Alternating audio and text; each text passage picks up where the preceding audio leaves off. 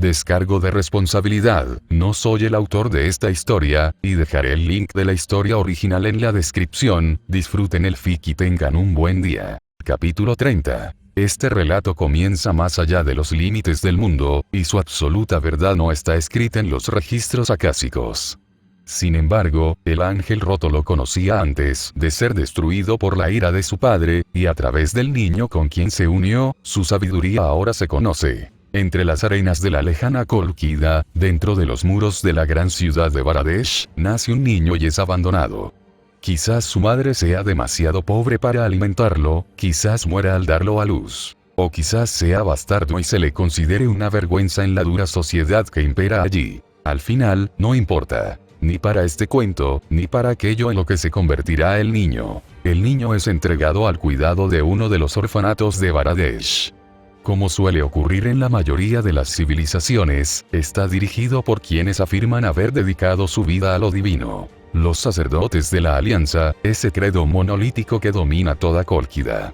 Allí, el niño aprende sobre los 4 dioses, quienes dominan todo lo que fue, es y será. Con el tiempo, el niño deja de serlo y el hombre se une al pacto como sacerdote. Aunque su alma está vacía y su corazón es negro, su voluntad es fuerte y su crueldad es incomparable.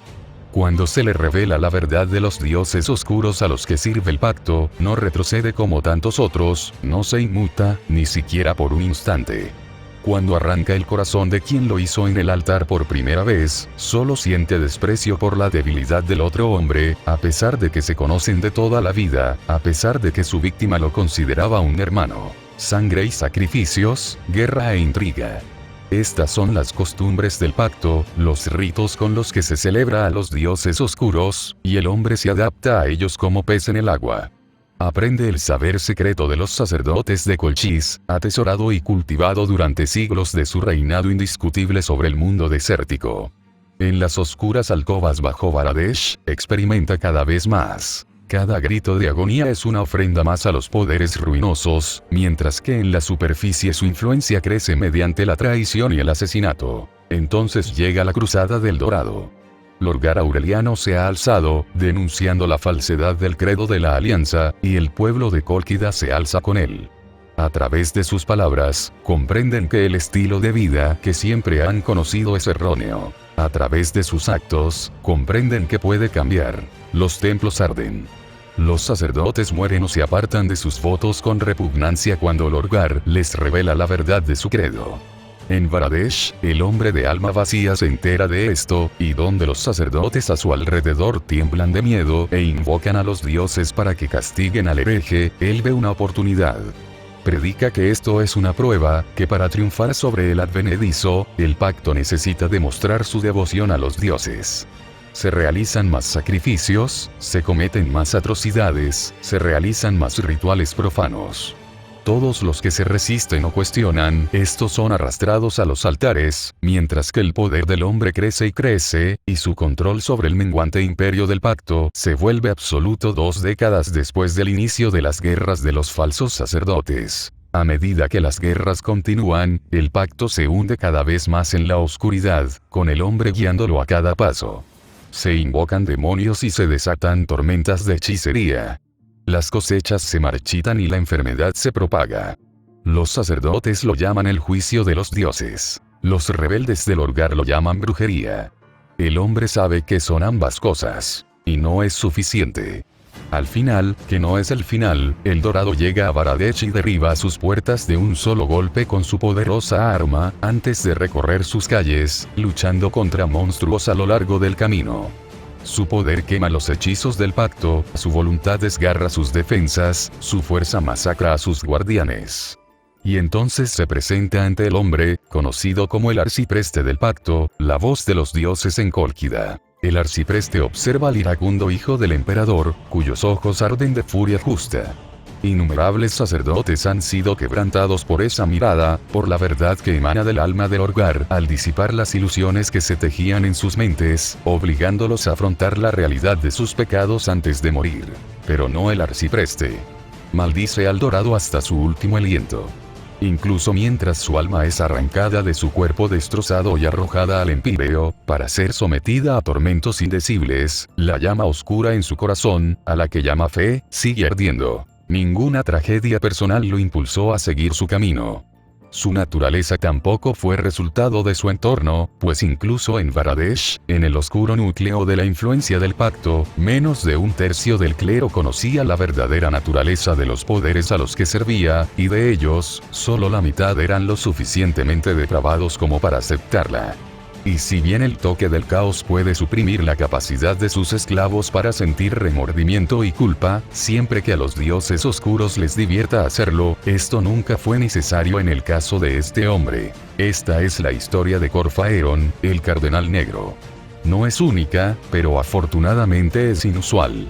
Porque pocos entre la humanidad nacen no solo sin conciencia, ni empatía, sino con verdadera maldad en el corazón. A estos monstruos no se les puede acallar.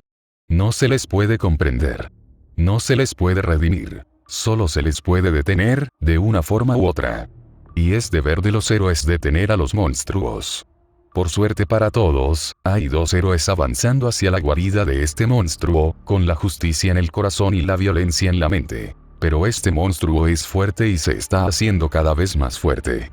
Así que la pregunta es: ¿estás preparado, oh caballero deslustrado? ¿Estás preparado, oh rey oscurecido? Rezo para que así sea, porque el destino del mundo descansa sobre tus hombros. 27 de noviembre de 2004 después de Cristo, Academia Umurahara. De todos los lugares en los que Rin había pensado que tendría que luchar contra un asedio, el gimnasio de su instituto definitivamente no estaba en la lista. Sin embargo, allí estaba, lanzando maldiciones a criaturas que no tenían cabida en ninguna realidad sensata, mientras intentaban abrirse paso entre Lancer. La sirvienta de ella montaba guardia en la puerta. Su arma ahora tenía la forma de una lanza de hoja larga que hacía girar a su alrededor en una impresionante demostración de habilidad marcial. Al salir de la caverna y ver el vórtice en el cielo, fue evidente que necesitaban refugiarse. El edificio más cercano a la montaña era la escuela, así que irrumpieron y se refugiaron en el gimnasio, tendiendo a los monjes inconscientes en medio del vasto espacio vacío. Ella hacía lo que podía para curar las peores heridas posteriores a la posesión, que no habían mejorado con el descenso de la montaña, por mucho que el grupo hubiera intentado cargarlos con cuidado. Tras enviar a Rider a hacer un reconocimiento, Rin empezó a ayudar a la hermana de Shirou. Sus conocimientos de curación de misterios eran algo inferiores a los de la chica medio homúnculo, ya que, como Shirou podía crear copias de Avalon, no había sido muy necesario, pero aún podía lanzar algunos hechizos básicos.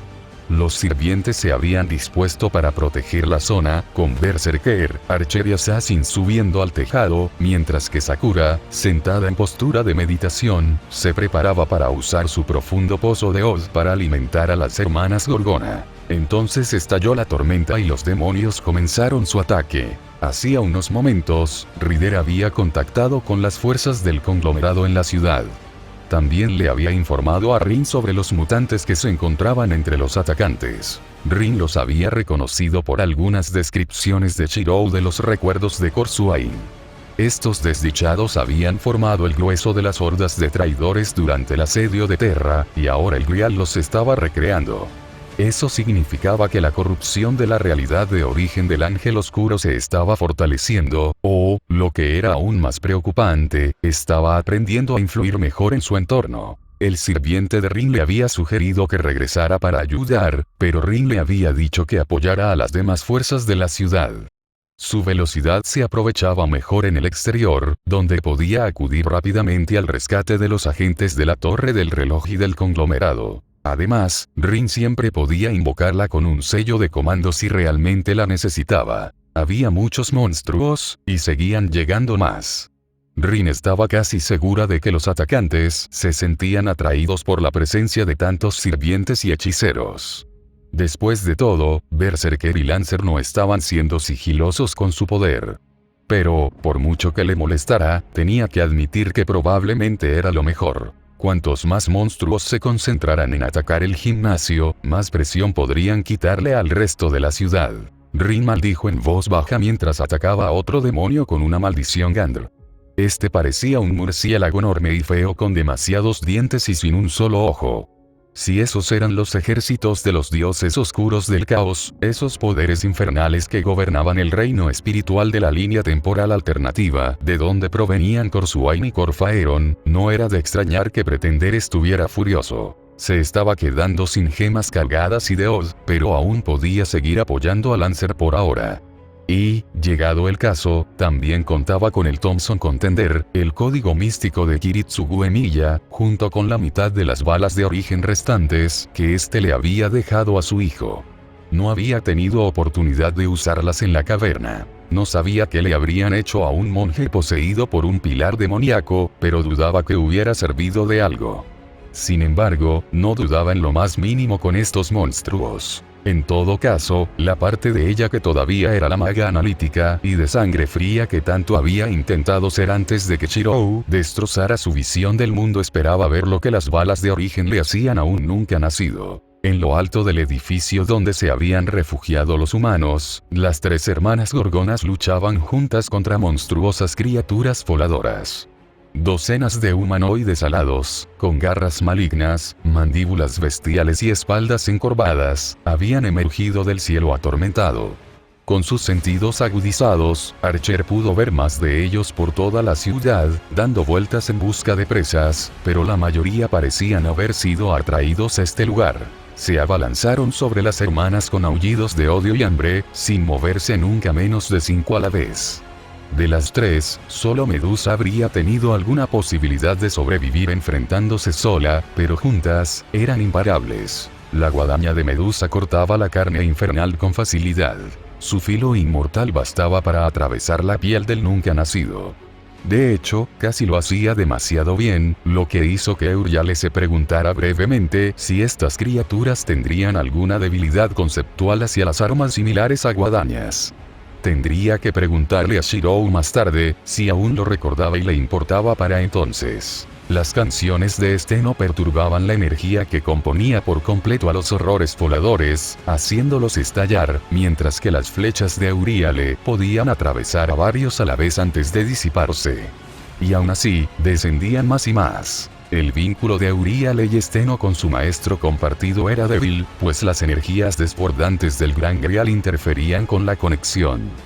Podían percibir que seguía vivo, pero poco más. Ni siquiera podían extraerle maná. Afortunadamente, la red de vínculos que existía entre los miembros de esta extraña alianza de la que formaban parte les permitía no preocuparse por quedarse sin maná, ya que podían extraerlo de los otros maestros cercanos. Aún así, mientras Euryale guiaba su última flecha a través del ojo de otro demonio, no pudo evitar preocuparse. No por su maestro, claro, sino por ella y sus hermanas, sí.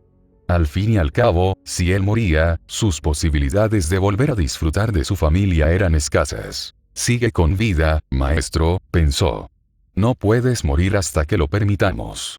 Entonces un rayo de energía impía descendió de las nubes y se estrelló contra el costado del edificio con tanta fuerza que casi perdió el equilibrio, a pesar de su agilidad de rango C. Dentro del gimnasio, el estado meditativo de Sakura se hizo añicos cuando las altas ventanas laterales explotaron hacia adentro.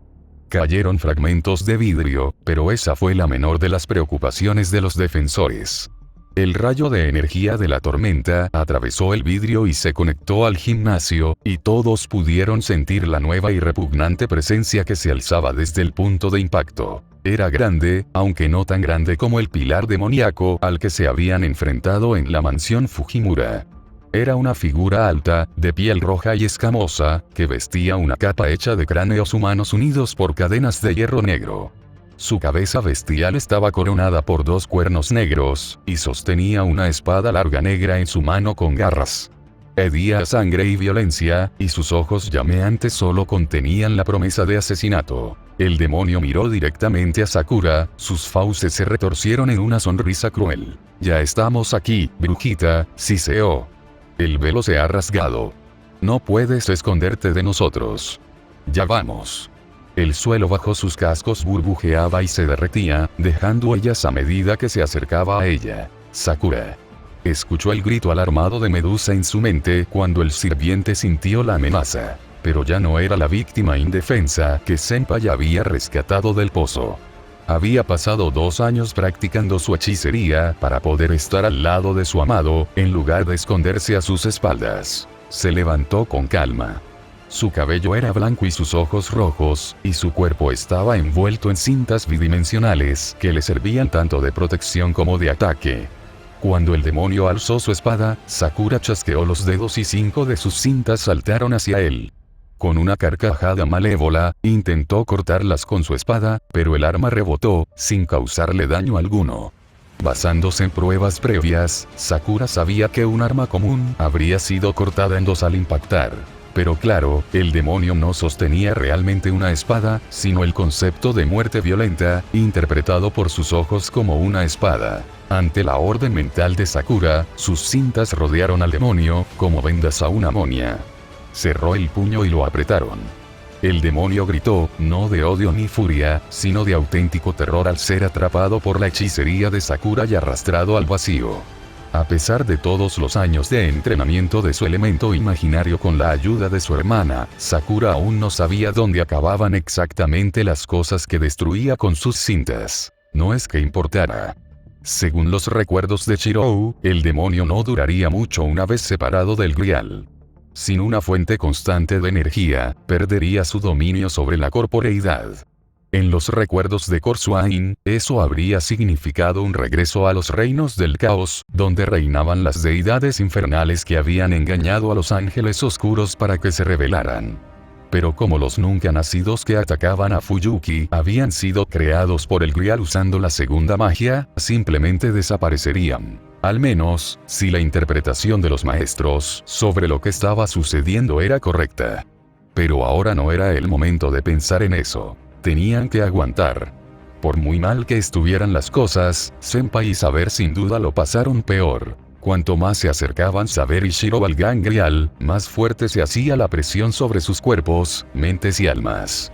Pero ambos eran fuertes, y la resistencia que habían obtenido por medios muy distintos persistió, convirtiendo lo que para la mayoría sería paralizante en una sensación que, si bien incómoda, podía ignorarse con un esfuerzo de voluntad. Y tanto el amo como el sirviente eran, como mínimo, extremadamente testarudos. Al igual que la reconstrucción de armadura, donde se enfrentaron a Amon y los demás pilares demoníacos, el espacio a su alrededor había sido distorsionado por la influencia del Grial corrupto. Las notas familiares de Rin sobre el lugar describían una vasta caverna circular, con un punto elevado en el centro donde los fundadores realizaron el ritual que creó todo el sistema maldito. Esto no fue lo que encontraron al salir del pasaje donde habían luchado contra Belial. Ya fuera por el ritual del pretendiente o por sus preparativos para su llegada, el corazón del Gran Grial era una visión sacada de las pesadillas heredadas de Chirou. Las paredes de la caverna no se veían por ninguna parte. En cambio, estaban rodeadas por una tormenta de relámpagos convulsivos, en la que brillaban sigilos sobrenaturales cuyo resplandor cegador iluminaba rostros que gritaban. No reconoció ninguno de los rostros que gritaban, pero sabía con absoluta certeza que cada uno correspondía a una persona que había perecido en el gran incendio de hacía 10 años. Había cientos de ellos, y por un terrible instante Saber se preguntó si eran meros ecos de las víctimas del Grial, o sus propias almas, atrapadas en un tormento perpetuo durante todos esos años, igual que ella, pero sin ninguna esperanza de escapar. Lo único que parecía real era el tramo de roca sólida que conducía desde la entrada a la plataforma flotante donde Corfaeron se encontraba bajo el corazón negro del Grial corrompido. Instintivamente, Saber comprendió que este puente representaba el vínculo entre el Grial y el mundo, a la vez un ancla y, si fallaban, el camino por el que el horror invadiría Gaia. Pero no fracasarían. Ja, ahí están, dijo Pretender, mirándolos desde su posición. Llegaron un poco antes de lo que esperaba, pero no importa. Dime, ¿les gustaron los regalos que les dejé de camino? ¿De verdad intentas irritarnos a estas horas?, preguntó Chirou. La gente que rescataste del templo está viva, Corfaeron. Todos y cada uno de ellos. Están libres de tu posesión y se recuperarán. Incluso Kusuki-sensei, quien logró resistir los intentos de Belial de doblegarlo. ¿De verdad? ¡Qué decepción! Corfaeron suspiró. Entonces, la cosa se reduce a esto. Pretender chasqueó los dedos y la ilusión que Saber había detectado en el aire frente a él se desvaneció, revelando. ¿Qué demonios fue eso?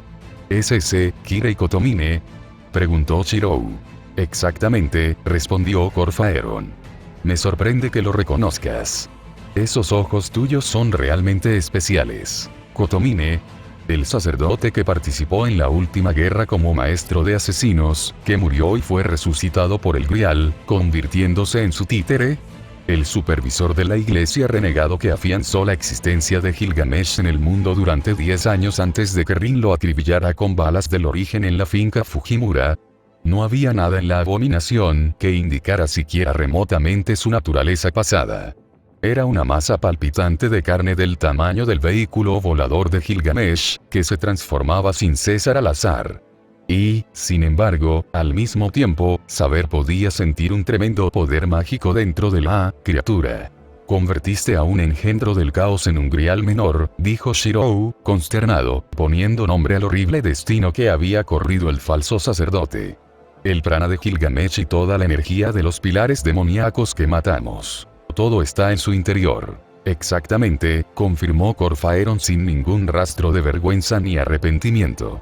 Después de lo que le hicieron tus dos hermanas, era la única forma en que aún podía ser útil. Era tu aliado, y aún así le hiciste esto, dijo Saber. Y te preguntas por qué nadie en su sano juicio consideraría unirse a tu causa. Corfaeron se rió, y el sonido hizo que a Saber se le erizara la piel bajo la armadura. Sigues tan ciego, pequeño rey de los caballeros. Todos servimos al panteón, lo aceptemos o no. Pero quizás esto te ayude a darte cuenta de eso. Corfaeron aplaudió y las cadenas mágicas que sujetaban al engendro del caos se desvanecieron.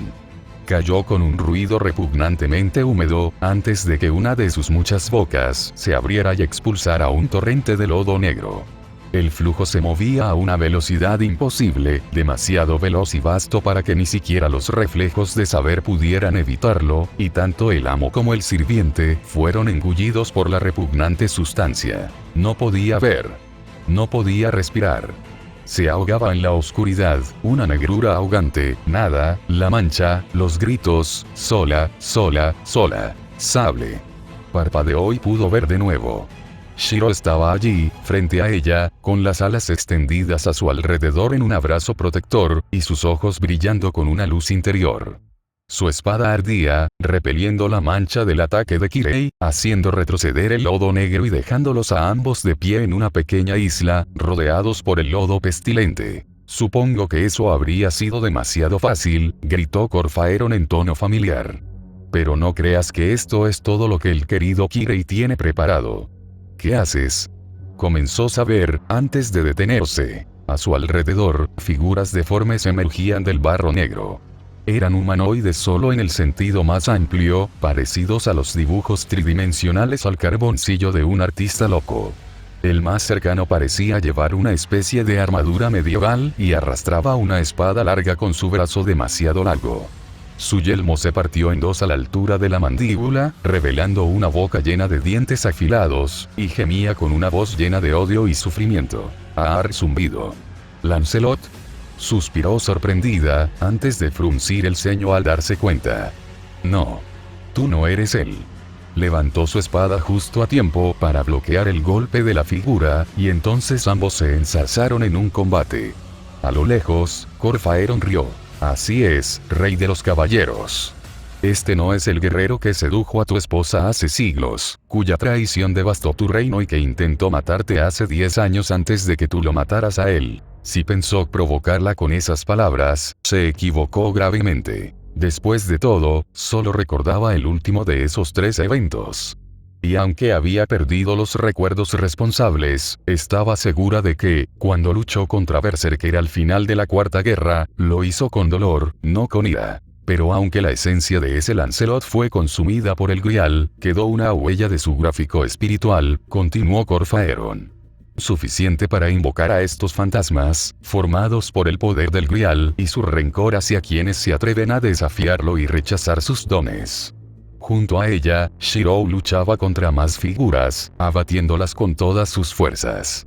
Docenas de ellas llevaban máscaras de calaveras blancas como el hueso, que debían ser ecos del asesino de la Cuarta Guerra, mientras que el ser con aspecto de centauro y brazos voluminosos debía ser una grotesca fusión de Rider y su caballo favorito. No tuvo tiempo para más observaciones, ya que el espectro nacido del caos de su otrora orgulloso caballero seguía lanzándose hacia ella, aullando el nombre de su ser real una y otra vez. Aunque el Grial le había robado los recuerdos de su vida mortal, Saber había repasado su propia leyenda desde su invocación.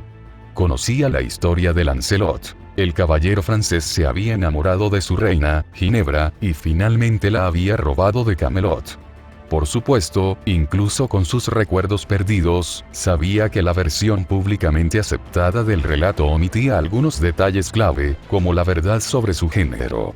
Y aunque no recordaba por qué, sabía que cuando se enfrentó a Berserker al final de la Cuarta Guerra, antes de que se revelara el fraude del Grial e intentara destruirlo por orden de Kiritsugu, no sintió ira al ver al supuesto traidor. En cambio, recordaba una profunda sensación de dolor y culpa.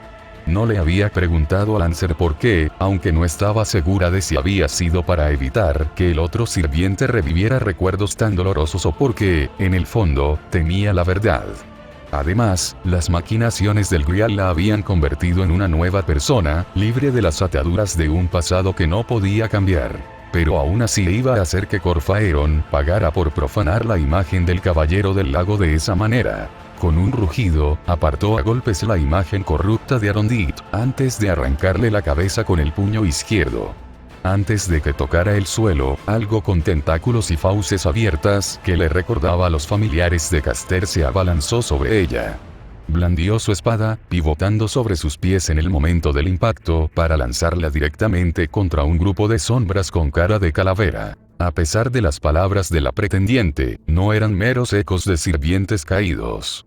A pesar de sus diferencias, ella había reconocido a cada uno de los demás espíritus heroicos de la guerra anterior como dignos enemigos. Ninguno habría caído tan fácilmente ante su amo y ella. Esto es lo que el caos hace con quienes esclaviza, dijo Shiro a través de su vínculo, percibiendo sus pensamientos incluso mientras decapitaba algo parecido a un zorro hecho de humo y sangre podrida.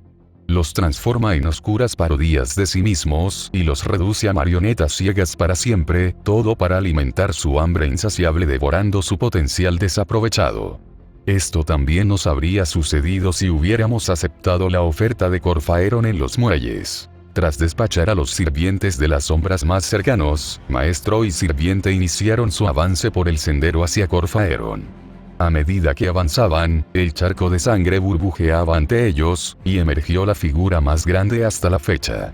Hileras de humo aceitoso corrían entre huesos negros, como cuerdas de marioneta que obligaban a la macabra construcción a moverse, y su mandíbula, tan grande como para tragarse a un hombre entero, se abrió para emitir un grito de agonía insensata, mientras se erguía sobre 4 extremidades, con alas cadavéricas extendiéndose desde su espalda. Era una burla a la fuerza y nobleza de un dragón, y verlo llenó a Saber de rabia. «Esa es mía», le dijo a Shirou, y levantó su espada. Desde la lucha contra Belial, su arma había estado luchando contra ella. Shirou se había negado a decirle qué le habían hecho exactamente a su Excalibur, qué historia falsa se había escrito sobre su verdadera gloria mientras moraba en el Grial. Afirmaba que no tenía sentido, ya que solo la molestaría sin ningún beneficio. Por eso no había usado su noble fantasma, por si acaso. La espada ennegrecida le había bastado hasta ahora, siéndole muy útil contra Lancer, las marionetas de Ainsworth y los pilares demoníacos. Ahora, sin embargo, la corrupción estaba luchando contra ella, resistiéndose a sus órdenes mientras reaccionaba al ritual del pretendiente. «Eres mía», pensó. «Mi arma. Mi espada. Y lo que es mío no desafiará mi voluntad». Con toda la codicia y la voluntad de su naturaleza dracónica, intentó obligar a su reticente espada a obedecer, a derribar el obstáculo que la separaba de su venganza. Pero no pudo, al menos no con la suficiente rapidez. El dragón de hueso se arqueó sobre ella, listo para hundirle los dientes. «Saber, por el poder de mi sello de comando, te ordeno. Destruye a este enemigo». Un poder fluyó a través de ella, fuerte y puro, repeliendo la influencia del pretendiente. El arma en sus manos estalló en una columna de energía negra y roja, y sonrió al ver que su visor se agrietaba y caía. Saltó y clavó su espada de punta en el cráneo del falso dragón, vaporizándolo al instante. El retroceso la envió de vuelta al suelo, justo cuando la bestia decapitada caía, ya desapareciendo. Al pasar junto a ella, Shirou vio que había asumido su forma de archiduque, elevándose sobre ella con su armadura, con la luna radiante brillando con todo su poder. De un solo golpe y sin siquiera detenerse, su maestro partió al engendro del caos en dos, apartando las mitades cercenadas y continuando su ascenso hacia Corfaeron con un poderoso salto. En el punto álgido de su salto, tomó su espada con ambas manos, reuniendo todas sus fuerzas para acabar con la amenaza que Corfaeron representaba para el mundo. Antes de que Shirou pudiera atacar, un bastón se materializó en la mano derecha de Pretender. Saber apenas vislumbró una cruz dorada sobre él antes de ser envuelto en fuego negro que lo transformó en una estrella carmesí de 8 puntas que resplandecía con poder. Cuando la espada de su maestro descendió, una poderosa onda de choque surgió del bastón, enviándolo a volar hacia atrás con un grito frustrado, antes de aterrizar junto a ella con un aleteo de sus alas. ¿Cuántas reliquias sagradas más insultarás?, aulló Shirou, ya de regreso, seguido de saber. ¿Cuántas blasfemias más cometerás antes de quedar satisfecho? Pretencioso. En lugar de responder, Corfaeron hizo girar el bastón con ambas manos antes de estrellarlo contra un rastro de sangre negra que se había extendido increíblemente por el camino desde el cadáver disecado del engendro del caos. Demasiado tarde, Saber se dio cuenta de la trampa en la que habían caído. La energía almacenada en el engendro del caos se había quedado sin contenedor tras su desaparición, pero el poder no podía destruirse tan fácilmente. Si este hubiera sido un grial menor común y corriente, el maná se habría disipado de vuelta en las líneas místicas, como ocurrió durante las guerras del grial, donde el recipiente fue destruido antes de que solo quedara un sirviente. Eso, en sí mismo, podría haber tenido consecuencias desastrosas, mientras se esforzaba por imaginar los efectos que esto habría tenido en la zona. Pero, como todo en esta guerra, esa regla ya no estaba vigente. Los pedazos ensangrentados de lo que había sido Kirei se hundieron en el lodo, y una oleada de energía recorrió el sendero hasta el bastón de Corfaeron, antes de fluir hacia el cuerpo del falso sirviente, que inmediatamente comenzó a transformarse.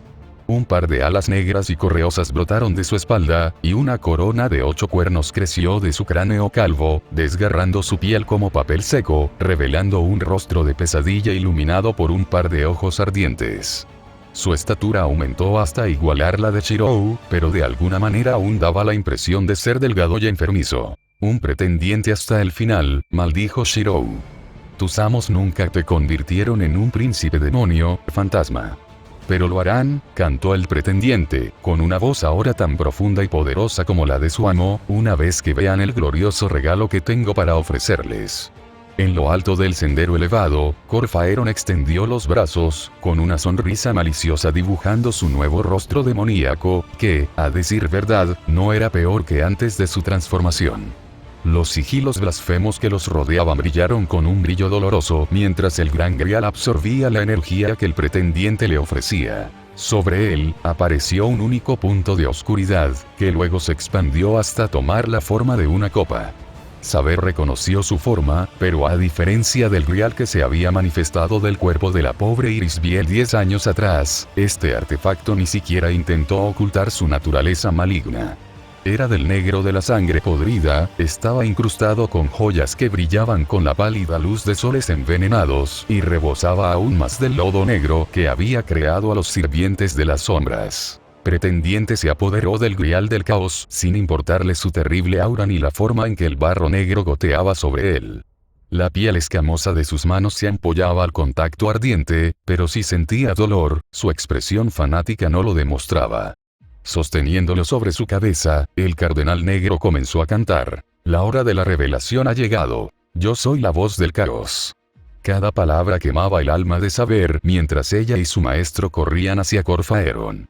Ambos se entregaron por completo a llegar a tiempo, y con razón deberían haber llegado mucho antes de que Pretender pudiera terminar la primera frase.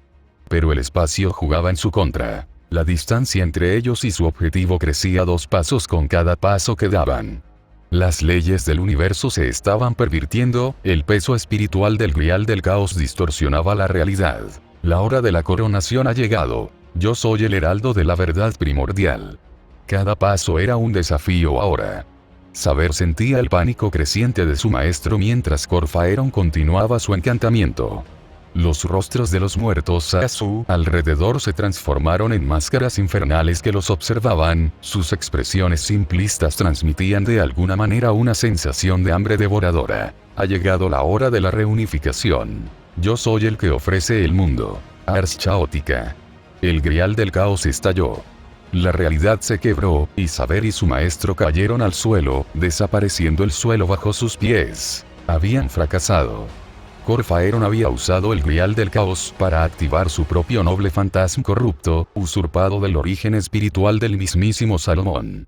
Cualquiera que fuera la forma que hubiera adoptado el misterio supremo del Rey de los Magos, si hubiera sido invocado desde el trono de los héroes, sin duda habría sido extremadamente poderoso, y ahora ese potencial se había vuelto contra el mundo. La ruina había llegado a Gea. Todo era dolor. A pesar de todo el dominio que Shirou había adquirido de sus habilidades desde el fallido intento de Corfaeron de transformarlo, el cuerpo humano no estaba hecho para el poder que poseía. Solo gracias a que Avalon reparaba constantemente el daño en su cuerpo tan pronto como aparecía, y a su mentalidad distorsionada, nacida del trauma del fuego, que le permitía soportar la presión mental, con la ayuda adicional de Rin y Sakura a través de sus contratos, logró una estabilidad mínima. La lista de factores que debían funcionar a la perfección para que siguiera siendo él mismo y no degenerara en un loco delirante consumido lentamente por su propio poder era, francamente, aterradora. Pero a pesar de todo el poder que extrajo del ángel oscuro, poder suficiente para permitirle luchar al nivel de los sirvientes, algo que la mayoría de los magos de la era actual creían imposible, todo seguía siendo un delicado equilibrio. Y ahora, mientras las energías caóticas de la grieta en el mundo que Corfaeron había abierto lo golpeaban, Shirou podía sentirlo crujir, al borde del colapso total. Su transformación completa se había disipado de inmediato, pero esa era la menor de sus preocupaciones. Sentía el sabor de la sangre y el metal en la boca, y cuchillas afiladas le cortaban la piel desde el interior. No oía más que gritos inhumanos y risas infernales, y no veía más que formas giratorias de colores imposibles, que proyectaban sombras con dientes hambrientos, cada vez más cerca. Apenas podía sentir la presencia de Saber a su lado, pues incluso la sensación de su vínculo se desvaneció cuando su cerebro empezó a sangrar dentro de su cráneo. Ella también sufría, arrastrada de vuelta al infierno del que su invocación la había rescatado, y él no podía ayudarla. De alguna manera, esa última parte dolió más que todo el resto combinado. Se moría y lo sabía. La muerte no le asustaba, pero la idea de romper la promesa que les había hecho a sus seres queridos lo aterrorizaba más que cualquier cosa que los dioses oscuros pudieran hacerle. De repente, su visión se limpió de la locura que lo rodeaba, revelando un vacío. Un hombre vestido con una capa negra se encontraba frente a él, mirándolo con ojos plateados y llenos de bondad. Tenía una melena y barba canosas, y su porte majestuoso delataba una vida dedicada a liderar hombres en la batalla, pero la vejez no parecía mermarlo en absoluto. Shirou reconoció a ese hombre de las lecciones de hechicería de Rin, que habían profundizado mucho más en la historia de la taumaturgia de lo que Kiritsugu jamás se había molestado en investigar.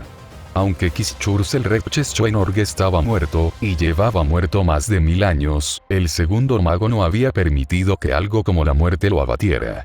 Había sido uno de sus reflejos, esparcidos por las líneas místicas tras su última batalla contra el Supremo de la Luna, lo que había encaminado al fundador Tosaka hacia su camino generaciones atrás, y lo que había ayudado a establecer el sistema del Grial varias generaciones después. Shirou solo podía adivinar cómo estaba allí ahora.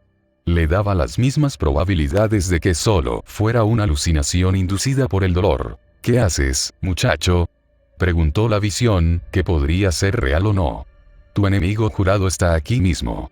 No puedo vencerlo, admitió Shirou. Selrekch se arrodilló antes de golpearse la frente, aunque Shirou apenas lo sintió debido al dolor que aún sacudía su cuerpo. Te equivocas, dijo el portador de la segunda magia. Korsuain no puede vencerlo. Y, a decir verdad, Shiro Emiya probablemente tampoco, ahora que ha abierto ese agujero. Pero tú eres más que cualquiera de ellos, ¿verdad? Shiro miró el reflejo del gran mago, sin comprender su significado.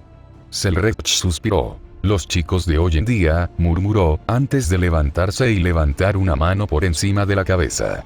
Aunque supongo que son mejores que mis últimos aprendices. Por un breve instante, el incesante ataque de la grieta se detuvo, contenido por el eco del mago. Casi abrumado por el repentino alivio, Shiro respiró hondo, estremeciéndose, y se obligó a ponerse de pie lentamente. No había nada bajo sus pies, pero eso no detuvo a Selrech, así que tampoco permitiría que lo detuviera. Tienes todo lo necesario para ganar, dijo Selrech, mientras las grietas se extendían por su cuerpo, la existencia misma del reflejo siendo consumida por el hechizo que estaba lanzando. Rin le había dicho a Shiro que ese siempre era el camino. Cada vez que el segundo mago se adentraba en el mundo, otro remanente de su existencia se perdía, para nunca ser reemplazado. Ya diste el primer paso en el camino que debes recorrer. Solo necesitas recordar quién y qué eres. Selrech sonrió levemente. Entonces, te pregunto, Shiro Emiya, ¿quién eres? Oh, por supuesto. El reflejo se hizo añicos, y la impía presión del caos regresó con venganza. Pero antes de que pudiera estrellarse contra las defensas de Shiro y volver a tambalearse, el heredero del asesino de magos abrió la boca y habló. Soy la espada que rompe el poder de los dioses. Esta era la primera línea de su aria más importante, que ya había pronunciado una vez. Era el desafío con el que había derribado al Shikome y roto el legado divino de Fragarach. Era una proclamación, una promesa y una amenaza, todo en uno. En sí misma, tenía el poder suficiente para frenar la marea de la ruina, tal como había azotado a los pilares demoníacos en los muelles. Pero esta vez, Shiro continuó, y cada palabra fluía a la siguiente con la misma naturalidad que respirar. Cegado por 1000 sombras. Engañado por 1000 mentiras. He estado en las ruinas que has creado. Pero ya no soy tuyo. Con los recuerdos del ángel oscuro restaurados, Shiro pudo ver con claridad el camino que lo había llevado a la condenación, con la mirada despejada por las manipulaciones de Tsench que le impidieron darse cuenta de que lo estaban engañando. Ya no. Él no era Korsuain. Nunca lo sería. El primer archiduque de Kisgorog estaba muerto. Nunca conociendo el honor. Nunca conociendo la paz. Solo un juramento forjado nuevamente perdura. Caminaré por este camino sin fin. Hasta alcanzar nuestro sueño siempre lejano.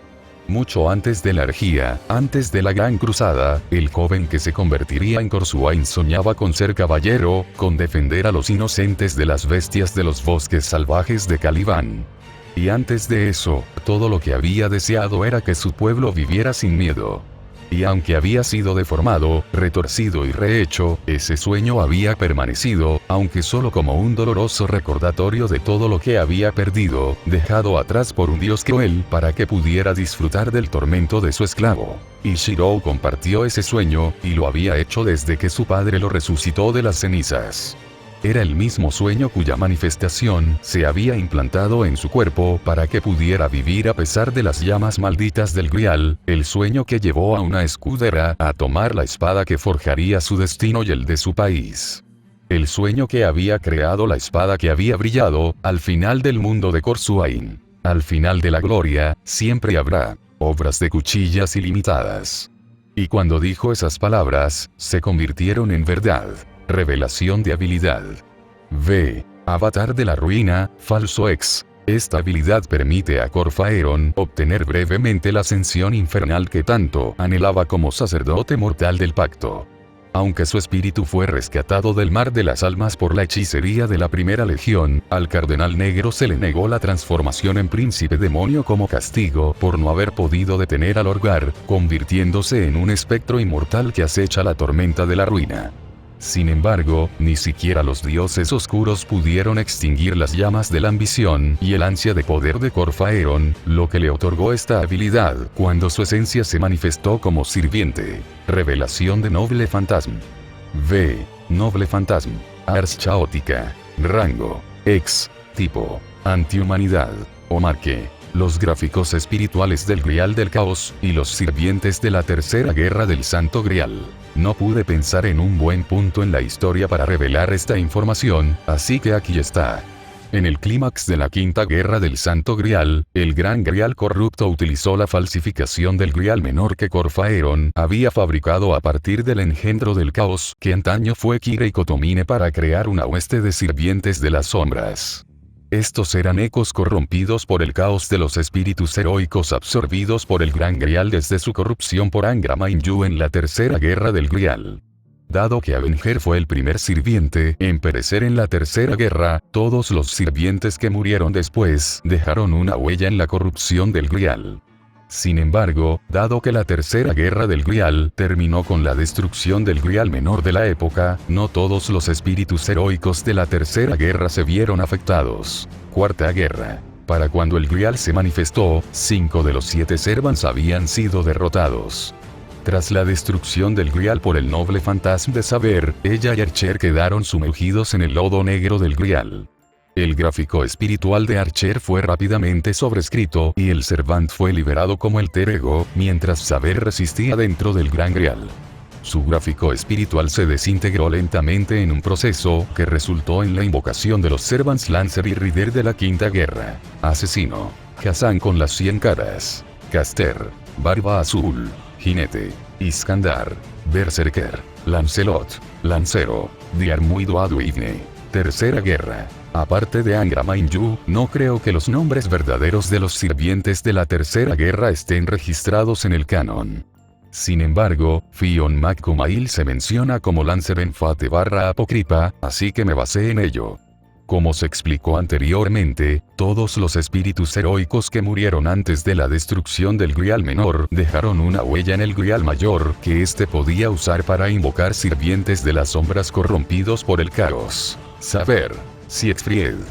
Las hermanas Edelfelt invocaron 2 versiones usando el rasgo escamas minerales de su linaje. Una sobrevivió hasta la destrucción del Grial menor, mientras que la otra fue destruida. Si el maestro de la derrotada Saber terminó casándose con alguien de la familia Tosaka sigue siendo una incógnita. Y sí, el esqueleto de dragón al que se enfrentaron Saber y Shirou surgió de los datos de Siegfried, corrompido para invocar la maldición dracónica que heredó de la sangre de Fafnir. Vengador, reemplaza a la clase Berserker. Angra Mainyu no sobrevivió a la guerra del Grial. Arquero. Arash sobrevivió a la guerra del Grial. Lancer. Fion McCumail no sobrevivió a la guerra del Grial. Jinete. Santa Marta no sobrevivió a la guerra del Grial. Su bastón fue lo que Corfaeron conjuró para protegerse del ataque de Shirou antes de activar su habilidad. Al igual que la Excalibur de Saber, su historia fue reescrita por la corrupción del Grial. Lanzador. Tamamo no Mare no sobrevivió a la guerra del Grial. Asesino. Cleopatra VII Filopator sobrevivió a la guerra del Grial. Si la gente está interesada, podría escribir una breve descripción de cómo sucedió la Tercera Guerra en esta historia en otro make en algún momento. Y aquí estamos, por fin. El área de la esfera de realidad de Shirou estaba en mis notas originales para esta historia, pero ha sufrido varias revisiones desde entonces. Espero que hayan disfrutado de la versión final. Los demonios voladores que atacan a las hermanas Gorgonas son furias del caos, mientras que el más grande que se manifiesta dentro del gimnasio es un heraldo de las calaveras. Seguro que puedes adivinar por qué los primeros parecen vulnerables a una guadaña diseñada específicamente para matar inmortales. Le di al reflejo de Selrek ojos plateados porque, en el canon de Fate, los tiene rojos, pero estoy casi seguro de que es porque técnicamente es un apóstol muerto, no porque naciera con ellos. Como en este Selrek nunca se convirtió en vampiro, sus ojos no se volvieron rojos, así que decidí darle ojos plateados. A diferencia de lo habitual, este capítulo se retrasó por el contenido de FGO, ya que el evento del 6 aniversario de la versión en inglés me hizo pasar horas buscando materiales de mejora para los sirvientes que saqué hace poco. Y como el próximo capítulo de FGO sale mañana, bueno, ya veremos. Aún así, voy a terminar el arco de la Guerra del Grial este verano, no os preocupéis. Eso es todo por ahora. Espero que hayan disfrutado este capítulo y me perdonen por el final en suspenso. Espero con ansia sus comentarios y reacciones. Sariel fuera.